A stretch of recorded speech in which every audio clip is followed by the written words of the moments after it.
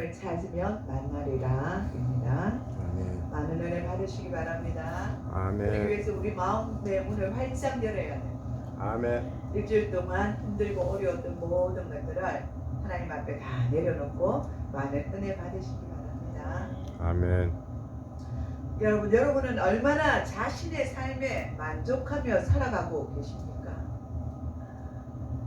아마 자신의 삶에 만족해하는 사람은 별로 그리 많지 않을 줄로 믿습니다. 우리 모두는 좀 더 현재보다 나은 삶을 꿈꾸며 살아가고 싶어 합니다. 좀 더 쾌적하고 넓고 좋은 집에, 좋은 자동차에, 지금보다 더 나은 수입에 편안하고 안락한 삶을 꿈꾸며 살아가기를 원합니다. 이와 같이 이스라엘 백성들도 우리와 마찬가지로 출애굽하여 광야에서 빨리 이 메마른 땅을 벗어나서 하나님께서 예비하신 그 가나안 땅, 젖과 꿀이 흐르는 그 땅으로 가고 싶어하는 소망이 너무나도 컸었습니다. 아멘. 40년이라는 오랜 광야 삶을 살았던 그들, 40년이라면 얼마나 깁니까? 10년도 20년도 아니고 40년, 한 세대를 지나가는 맞먹는 세월이잖아요. 그 세월을 광야에서 지낸다고 여러분 한번 생각해 보십시오. 뜨거운 태양볕에 낮에는 덥고 밤에는 춥고, 그죠? 밤에는 그냥 이리떼들이 짐승들이 와서 자기들을 괴롭힐 것이고, 낮에는 너무 뜨거워서 뭘 일을 하려고 해도 일을 할 수도 없고, 그런 광야길입니다. 그냥 우리가 일반적인 광야길이 아니라는 거죠. 우리가 그냥 한여름에 우리나라 여름을 생각하면 절대로 안 됩니다. 한여름 우리나라도 덥잖아요. 더워서 에어컨을 켜고 우리는 그냥 오만 얼음을 가지고 마시기도 하고, 아이스커피 좋아하는 사람 아이스커피를 마시고 그냥 이렇게 해서 자기 몸을 다스리잖아요. 그런데 이거보다 더한 그 더위 속에서 이스라엘 백성들은 40년을 보낸 것입니다. 야, 40년을 그 고달픈 생활을 그 광야에서 보냈습니다. 그 삶이 얼마나 건태롭고 고달프겠습니까? 이 고달픈 광야의 삶이라면 누구나 한 번쯤 불평하지 않을 사람이 가히 없지 않을 것입니다.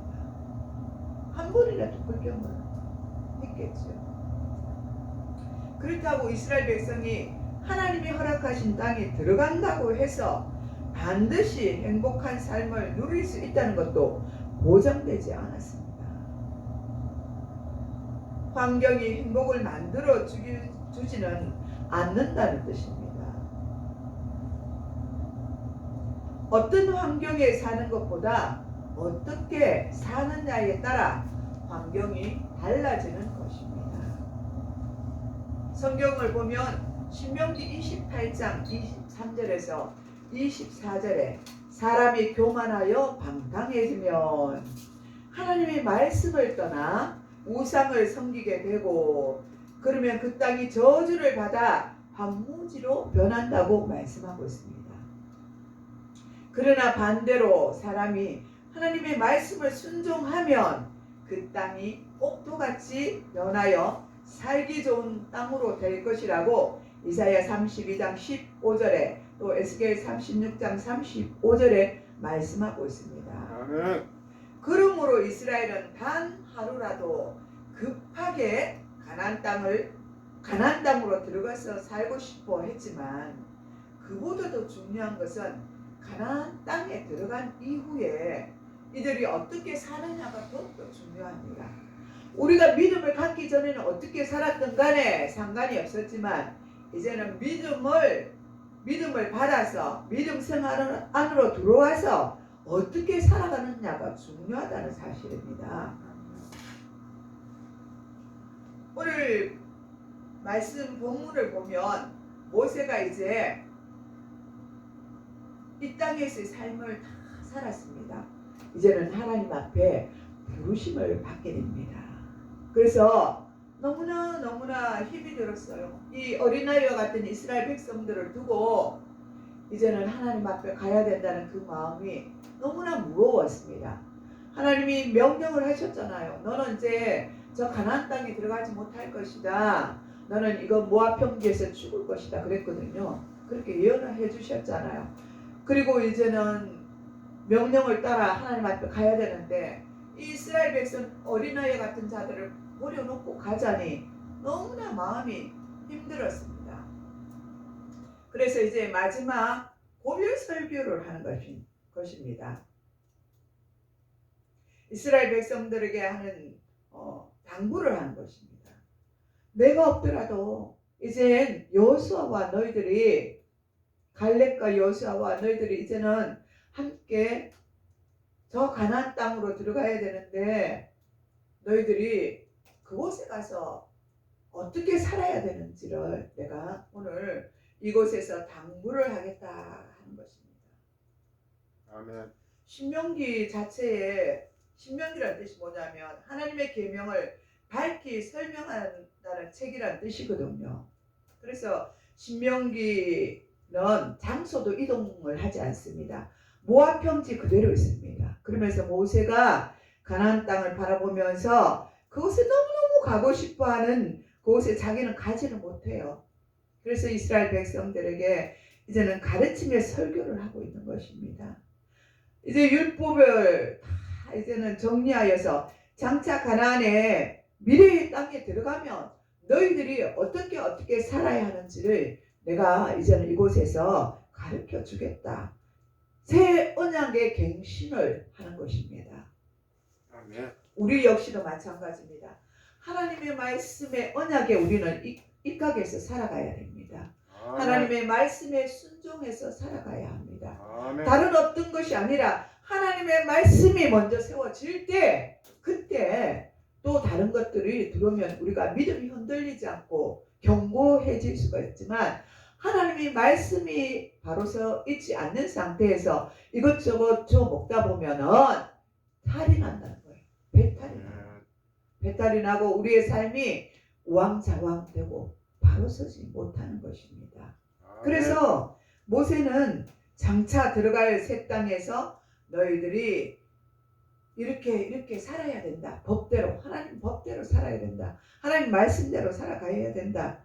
이렇게 가르쳐 주는 것입니다. 아멘. 모세는 하나님께서 주신 말씀을 이스라엘 백성들에게 전합니다. 앞으로 300~400년이 지나면 일어날 일들을 이스라엘 백성들에게 먼저 예언을 하는 것입니다. 그러니까 우리에게도 영적으로 깨어나면 어떻습니까? 하나님이 예언해 주십니다. 우리에게도 예언의 은사를 주시는 분들에게 예언을 해 주십니다.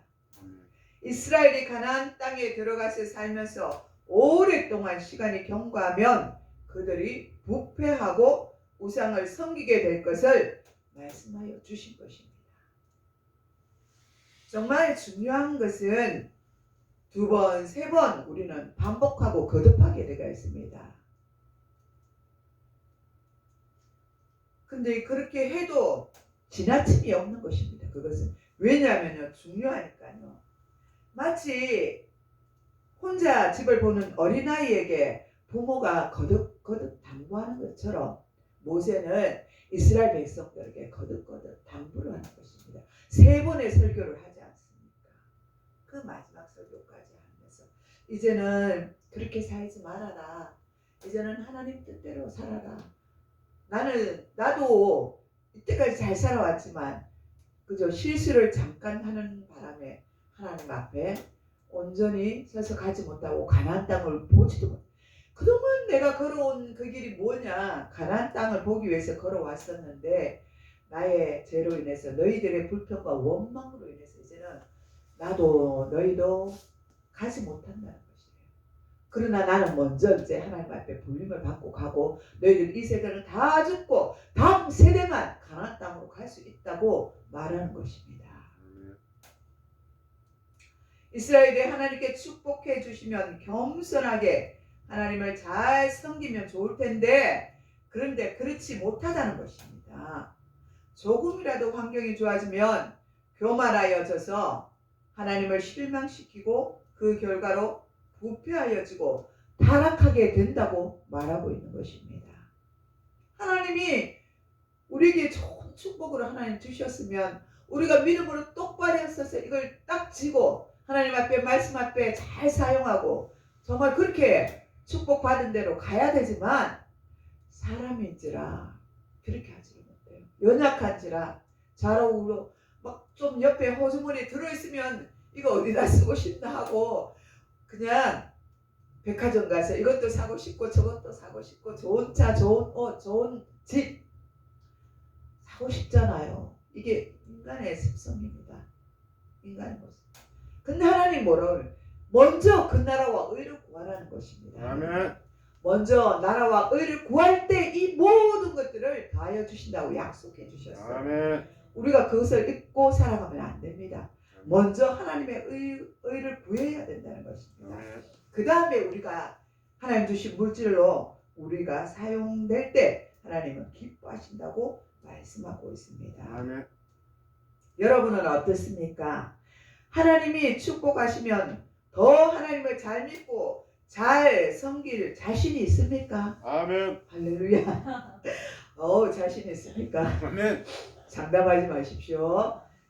그런데 이제는 그걸 경험했으니까 정말 앞으로 잘 살려고 노력을 해야 됩니다. 아멘. 예, 어느 부분보다 하나님 말씀 앞에 바로 서 있고 하나님 앞에 바로 물질을 사용하면 하나님이 그 물질을 지켜주실 줄 믿으시기 바랍니다. 아멘. 그런데 이스라엘은 그렇지가 않았습니다. 여러분은 정말 그렇게 해주실 때 하나님께서 기뻐하시는 삶을 살아내시기 바랍니다. 아멘. 유럽 나라들은 기독교가 들어간 이후 거의 모두가 그리스도인들로 바뀌었습니다.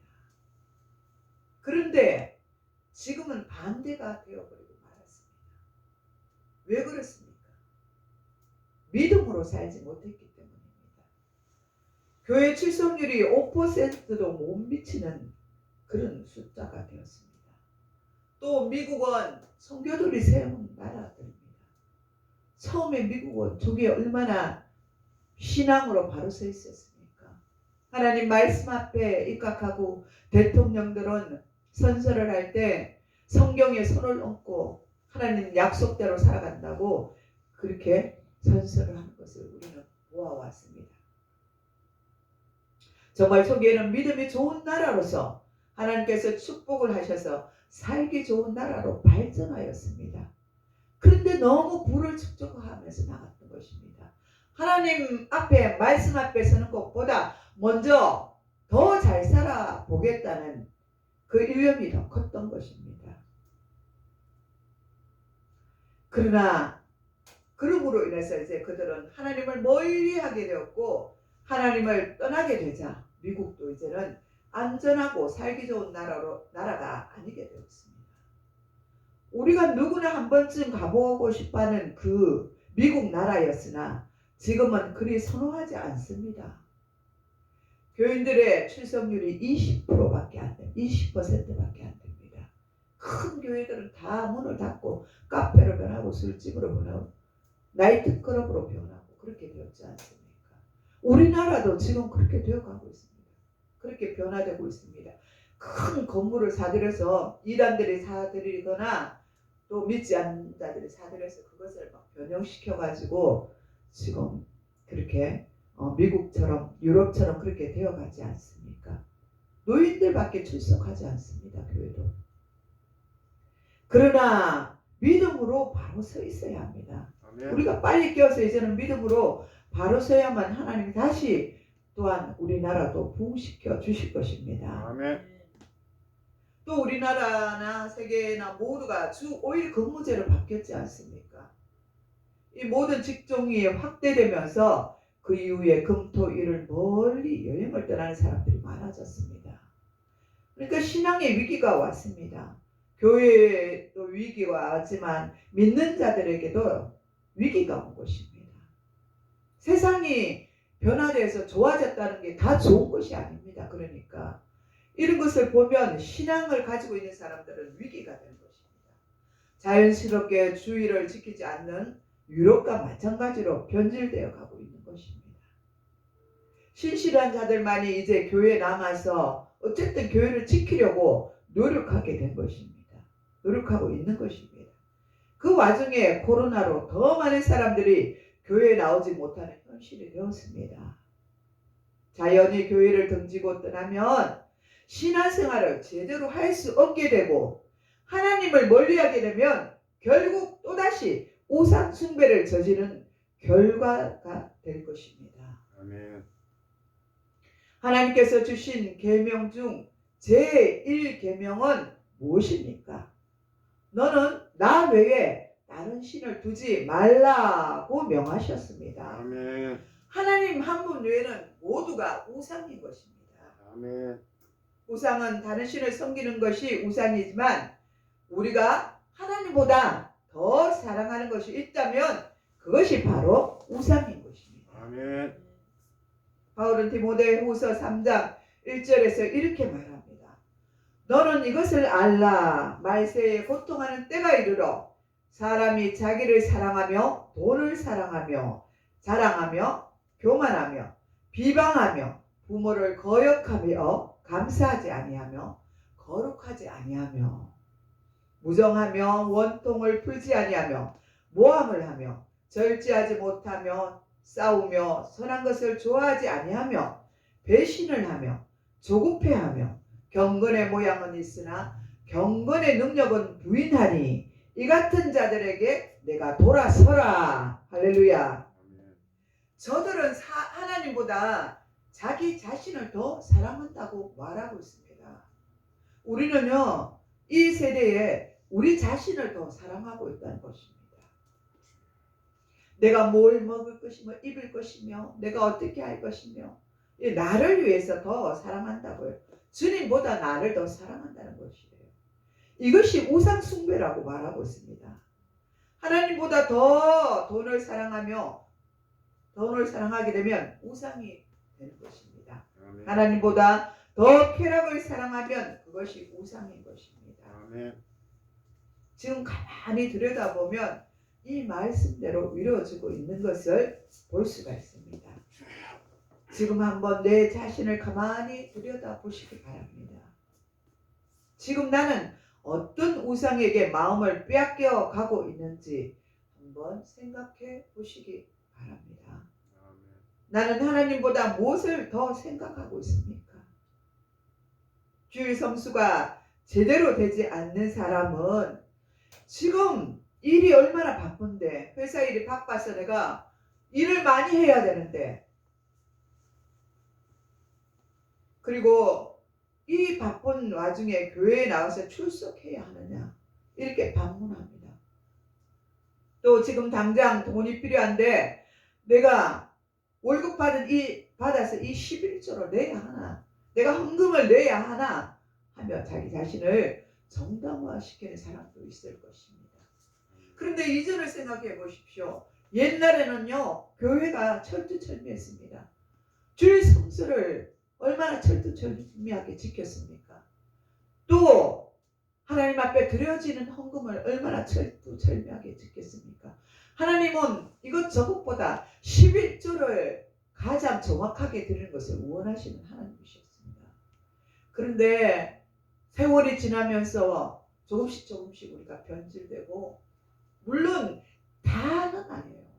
물론 하나님 앞에 헌금은 정성껏 드리는 게 헌금이에요. 그러나 기본적으로 하나님 앞에 우리가 어떤 마음으로 드려져야 되는지가 중요하다는 것입니다. 아멘. 이렇게 자신의 생각대로 살다 보니 하나님의 말씀도 저버리고 주일도 지키지 않는 것입니다. 지금 상황이 코로나 때문이라 말할 수도 있습니다. 그러나 누구보다도 자기 자신은 자기를 잘 알고 있습니다. 우리 하나님이 가장 싫어하는 사람은 우상 숭배자들입니다. 신명기 13장 8절에서 9절에 우상 숭배를 권하거나 참여케 하는 자는 긍휼히 여기지도 말며 불쌍히 여기지도 말고 죽이라고 되어 있습니다.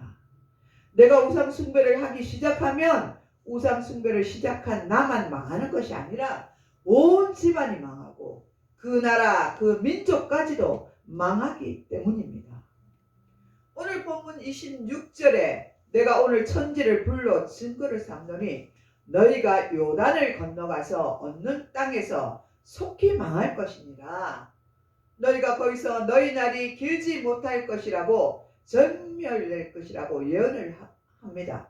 이 말은 이스라엘이 거기서 살면서 이들을 본받아 우상 숭배를 할 것이라고, 그리고 진멸당하게 된다고 말하는 것입니다. 이 얼마나 무서운 말입니까? 여호수아 14장 24절에도 만일 너희가 여호와를 버리고 이방신을 섬기면 너희에게 복을 내리신 후에라도 돌이켜서 너희에게 재앙을 내리시고 너희를 멸하시리라고 말씀하고 있습니다. 이 말은 너희가 하나님의 복을 받아 살아갈지라도 하나님을 떠나면 이방신들을 섬기면 하나님의 축복은 그치고 화를 내서 너희를 진멸하겠다는 말씀입니다. 지금 캄보디아를 보면 가난한 나라, 우상 숭배의 나라라는 것을 볼 수가 있습니다. 그러나 이전 한때의 라오스, 베트남을 지배하던 강대국의 나라였습니다. 그런데 이들은 가장 우상 숭배가 강한 나라였으므로 저들의 영광은 떠나버렸고 그 민족이 오늘날까지 가난한 나라로 살아가고 있습니다. 이 나라가 자원이 없어서도 아닙니다. 우리나라보다 더 월등히 자원이 풍부한 나라입니다. 이 나라는 특히 뱀을 숭배하는 나라입니다. 그러니 온 집안이 생활 도구에 뱀 그림이 없는 것이 없습니다. 또 유명한 건축물도 그렇습니다. 세계 7대 불가사의에 하나 있는 앙코르 사원도 마찬가지입니다. 그 사원은 20년을 거쳐서 만든 건축물입니다. 그 건축물을 보기 위해서 세계의 수많은 사람들이 모여들기를 합니다. 그 건축물은 밀림 가운데 세워져 있습니다. 그 사원을 세울 때 수많은 돌들을 어디서 구해와서 세우게 되었는지 아직도 밝혀지지 않는다고 말하고 있습니다. 이 쓰인 돌들 하나하나에는 각종 우상들이 조각되어 있습니다. 또 자야바르크 7세는 얼굴 사원을 건축하였습니다. 그렇게 강성한 그 시대의 왕조도 100년이 지나자 깜짝같이 사라지고 말았습니다. 그런데 이상하게도 외부의 세력 때문에 무너진 것이 아니라는 사실입니다. 그 이유는 고고학자들이 밝혀내었는데 그들이 각각 돌에 새겨 놓은 돌들의 수많은 사람들의 모습이 몽땅 나병 환자 모습을 그 형상을 담고 있다는 것입니다. 정상적인 얼굴에서 차츰차츰 코가 떨어져 나가고 귀가 떨어져 나가고 얼굴 형태가 하나하나 망가져가는 흉측한 모습으로 변화되는 그 나병 환자의 모습이 그곳에 담겨져 있었던 것입니다. 그들은 그렇게 해서 죽어갔다는 것입니다. 그곳에 나병이 창궐했다는 것입니다. 결국 그들은 우상을 섬겼으므로 저주를 받은 것입니다. 하나님께서 저주하신 것입니다. 우리는 이 우상 숭배가 얼마나 무서운 저주인지를 알아야 합니다. 우리 하나님은 전지전능하신 분이십니다. 능력이 많으신 분이십니다. 우리를 창조하신 분이십니다. 우리의 삶 전체를 알고 계신 분이십니다. 우리의 모습이 하나님 보시기에 얼마나 부족한 모습인지, 허물이 많은지, 하나님은 또 우리가 얼마나 연약한 존재인지를 다 알고 계십니다. 그런데 하나님은 이것을 다 아시면서도 만세전에 우리를 택하시고 우리를 이 땅에 오게 하셨습니다. 그 이유가 무엇입니까? 그 이유는 하나님의 목적이 있기 때문입니다. 하나님의 제일 되는 목적은 바로 우리 하나님의 믿음의 사람들이 하나님께 영광을 올려드리는 것이 목적입니다. 위대하신 하나님께 영광을 올려드리시기 바랍니다. 하나님은 우리를 이 땅에 부르신 것을 후회하지 않으시는 분이십니다. 하나님께서는 이스라엘이 가나안 땅으로 들어가서 하나님을 저버리고 우상 숭배를 하여 결국 망하게 되리라는 것을 아시고 계셨습니다. 또 전쟁을 치르고 죽지 않고 살아남은 자들이 포로로 다른 나라에 끌려가 열국으로 흩어지게 되리라는 것도 가르쳐 주셨습니다. 그렇지만 이스라엘 백성들은 어떻게 했습니까? 또 그렇게 우상을 섬기고 하나님이 그렇게 하지 말라는 짓을 했다는 것입니다. 오늘 본문 28절에 말씀하셨듯이 너희는 사람의 손으로 만든 바 보지도 못하고 듣지도 못하며 먹지도 못하며 냄새도 맡지 못하는 목석의 신을 섬기리라고, 그리고 그 나라에 끌려가서 듣지도 보지도 못한 우상들을 강제로 너희가 후회가 없도록 신물이 나도록 그렇게 섬기게 될 것이라고 말씀해 주셨습니다. 이것이 하나님의 심판이 아니고 무엇이겠습니까? 저들이 하지 말라 하는 짓을 했기 때문에 하나님이 이러한 심판을 내린 것입니다. 아멘.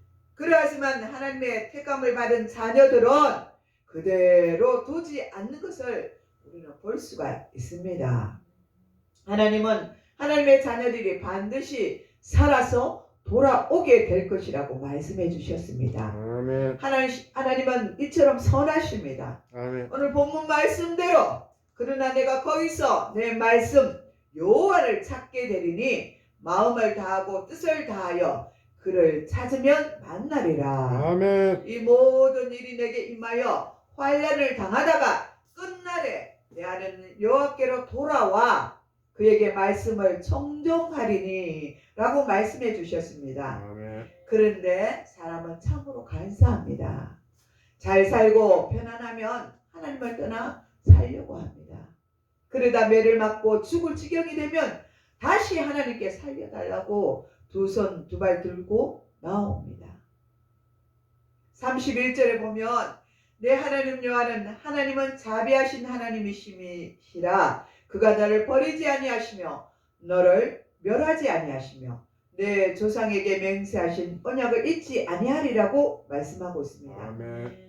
이런 하나님이 아브라함에게서만 약속하신 것이 아니라 그때나 지금이나 동일하게 우리에게도 약속의 말씀으로 주셨습니다. 아멘. 하나님의 택하심을 입은 자와 입지 못한 자들 중에 택함을 입은 자들은 환난이 와도 고통이 와도 반드시 하나님께 돌아오지만 택감을 받지 못한 자들은 영원히 돌아오지 못합니다.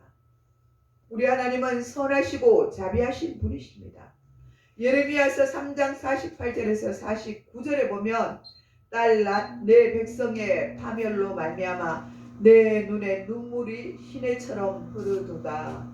내 눈에 흐르는 눈물이 그치지 아니하고 쉬지 아니하며 이처럼 예레미야는 자기 나라가 망하는 뒤에 죽지 않고 살아남은 사람들이 고통으로 살아가는 것을 보며 자기 동족을 위하여 눈물을 흘리며 슬퍼하며 하나님을 찾고 하나님께 부르짖었습니다.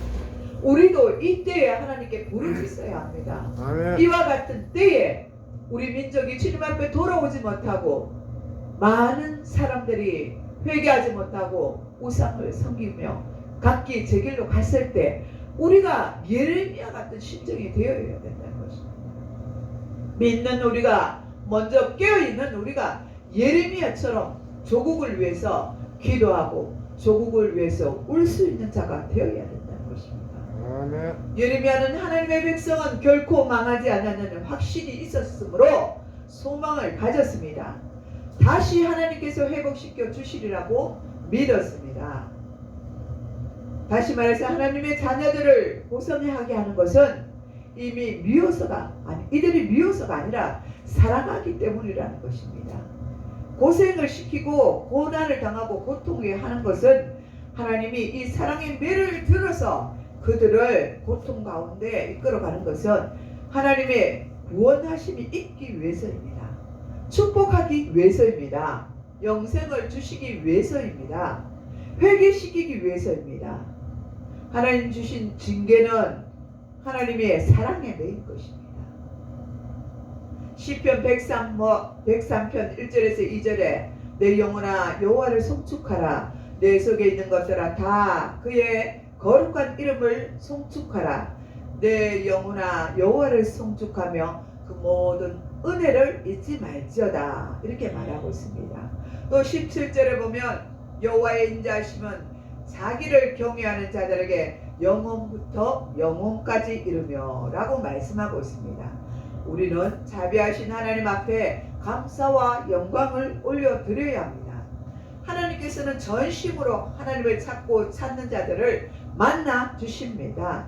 우리가 찾고 찾는데 하나님이 왜 안 만나 주시겠습니까? 우리가 찾지 않기 때문입니다. 전심으로 찾고 부르짖고 하나님 앞에 나아갈 때 하나님은 반드시 우리에게 만나 주시고 상을 베풀어 주신다고 약속해 주셨습니다. 우리는 마음과 뜻을 다하여 하나님을 찾아서 그분을 만나고 풍성한 은혜를 받아서 누려야 합니다. 이 한 주간도 하나님을 찾고 찾아 만나는 복된 인생들이 되시기를 축복합니다. 기도하겠습니다.